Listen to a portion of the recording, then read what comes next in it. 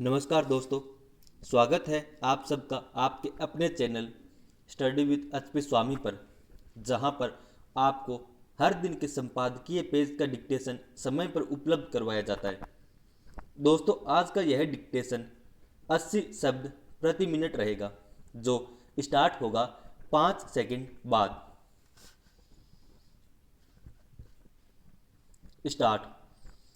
नए कृषि कानून वापस लेने की मांग को लेकर पिछले 32 दिनों से देश भर के किसान जिस ताकत के साथ मोर्चे पर डटे हैं, उससे लगता नहीं है कि जल्द ही इस समस्या का कोई समाधान निकलने वाला है।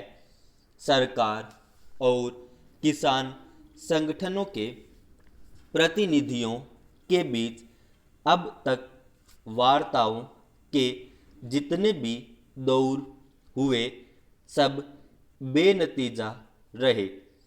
बुधवार को एक बार फिर वार्ता होगी, लेकिन अब तक दोनों ही पक्ष जिस तरह से अपनी अपनी जिद पर अड़े हुए हैं, उससे कोई सकारात्मक संकेत नहीं मिलता। हठधर्मिता का ऐसा रुख किसी भी तरह से परिपक्वता का परिचायक नहीं कहा जा सकता। सरकार बार बार स्पष्ट शब्दों में इस बात को दोहरा रही है कि कुछ भी हो, कानून वापस नहीं लिए जाएंगे और न ही न्यूनतम समर्थन मूल्य को कानूनी जामा पहनाया जाएगा। दूसरी ओर किसान संगठनों ने भी ठान लिया है कि जब तक सरकार इन कानूनों को वापस नहीं ले लेती, तब तक आंदोलन खत्म करने का सवाल ही नहीं उठता। जैसे जैसे समय गुजर रहा है, यह गतिरोध गंभीर रूप धारण करता जा रहा है। सरकार के रवैये से खिन्न पंजाब के एक वकील ने हरियाणा के बहादुरगढ़ में जहर खाकर जान दे दी। यह घटना बता रही है कि अगर जल्द ही आंदोलन खत्म नहीं हुआ, तो किसान और किसान समर्थक किस सीमा तक जा सकते हैं।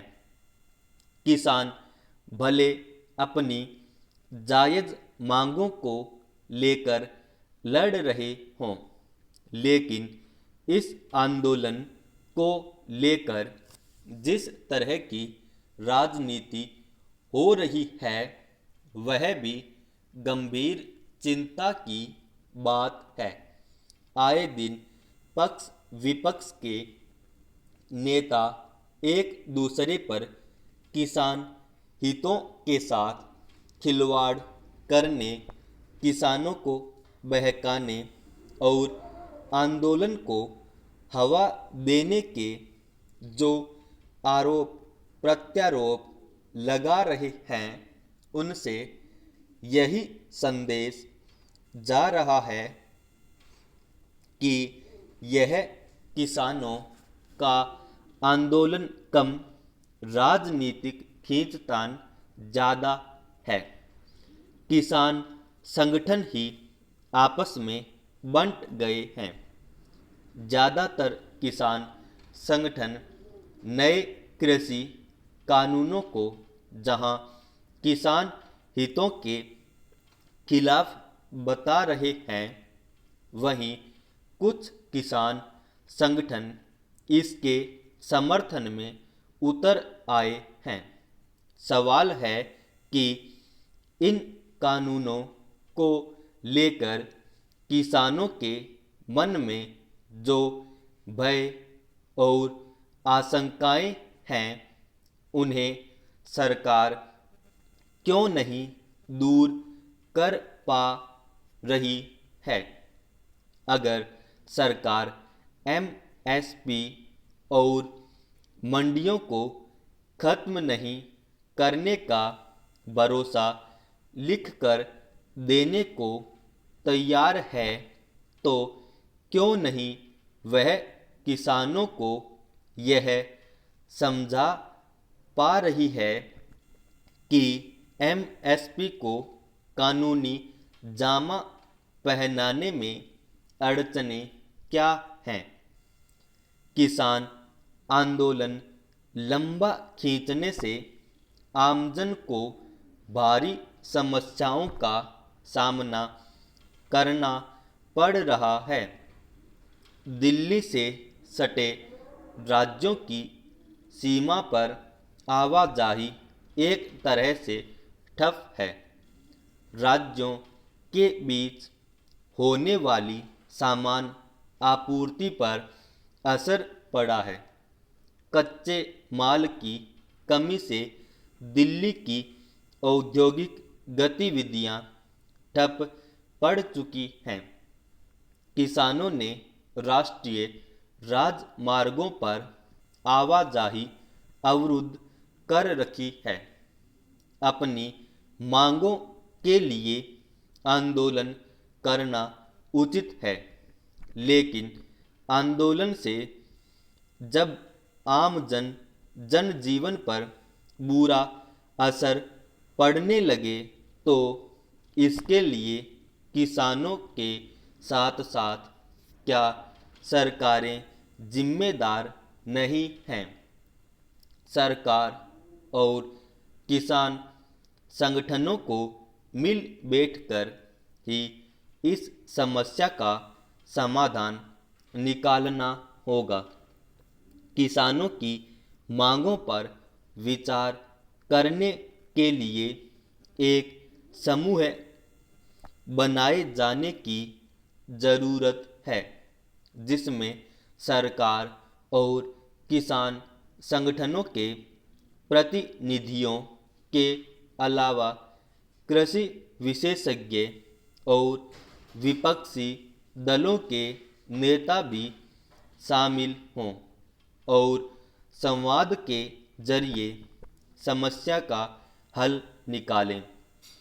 साथ ही किसानों को भी कानून वापस लेने की जिद छेड़नी होगी।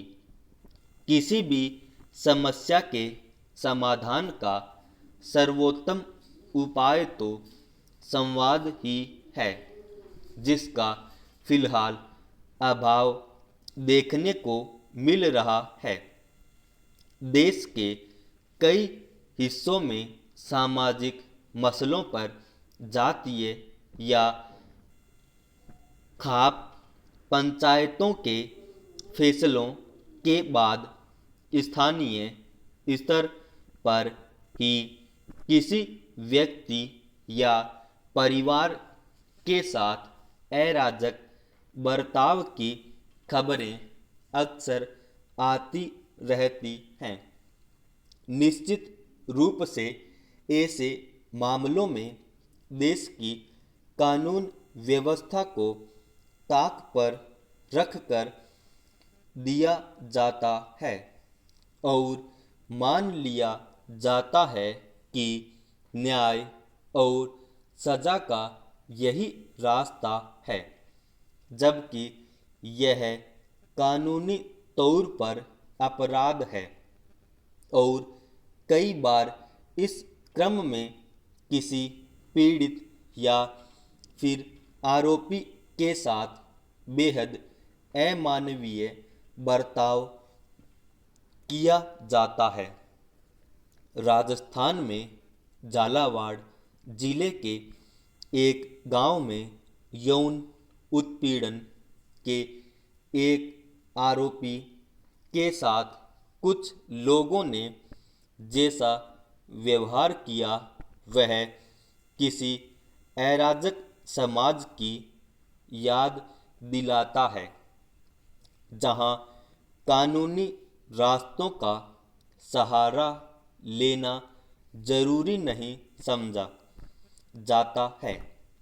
गांव के कुछ लोगों ने घर में अनाधिकार प्रवेश और एक महिला के यौन उत्पीड़न के आरोपी व्यक्ति को पकड़कर उसकी सार्वजनिक रूप से पिटाई की।